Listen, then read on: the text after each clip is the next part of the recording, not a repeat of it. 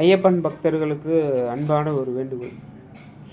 ஐயப்பன் சுவாமிகள் இங்கேருந்து இருமுடி கட்டிட்டு ஊருக்கு கிளம்பும்போது, கோயிலுக்கு சபரிமலைக்கு செல்லும்போது ஒரு நற்செய்தி என்னன்னா, நம்ம தேங்காய் வீட்டில் இதுக்கு உடைச்சிட்டு நம்ம சபரிமலைக்கு நேராக கிளம்ப போகிறோம்னா அதுக்கு என்ன அர்த்தம்னா, அந்த தேங்காய் உடைக்கும்போது அந்த கருப்பண்ணசாமி உங்கள் வீட்டுக்கு குடும்பத்துக்கு பாதுகாப்பாக வந்துடுவார்.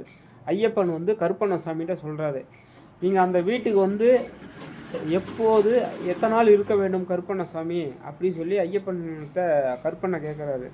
ஐயப்பன் சாமி சொல்கிறாரு, எப்போ அவங்க சபரிமலைக்கு போயிட்டு வீட்டுக்கு தேங்காய் உடைக்கிறாங்களோ அந்த சத்தத்தை கேட்டு நீ வந்துடலாம் அப்படின்னு சொல்லி ஐயப்பன் சாமி சொல்கிறாரு. அது எல்லா பக்தர்களுக்கும் இது அருமையான ஒரு செய்தி. நீங்கள் ஐயப்பன் சுவாமி கோயில் சென்றவோட அடுத்த செகண்டு நீங்கள் 18ஆம் படியை மேலே ஏறும்போது அந்த ஒரு படியை தொட்டுட்டு மேலே ஏறும்போது நேராக நிமிர்ந்து நீங்கள் என்ன வரம் நினைக்கிறீங்களோ, ஐயப்பனை நினைக்கிறீங்களோ அந்த வரம் அடுத்த செகண்டு அது நடக்கும்.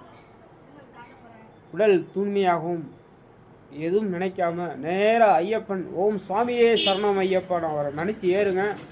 அந்த 18 படிக்கட்டு என்ன ரகசியம்னா, அந்த 18 படிக்கட்டில் கருப்பண்ண சுவாமியோட பாதுகாப்பு இருக்குது.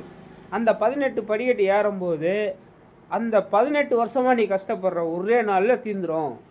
கல்யாணம் ஆகலையா உடனே, உனக்கு குழந்தை இல்லையா உடனே, நீ சிஓ ஆகணும் உடனே, நீ மேனேஜர் ஆகணும் உடனே, என்ன நினைக்கிறோ கேள் வரோம் உடனே கிடைக்கும். அதான் ஐயப்பனுடைய பவர். ஐயப்ப பக்தர்கள்லாம் சரியாக முறையில் அதை பயன்படுத்திக்கணும். நன்றி, வணக்கம்.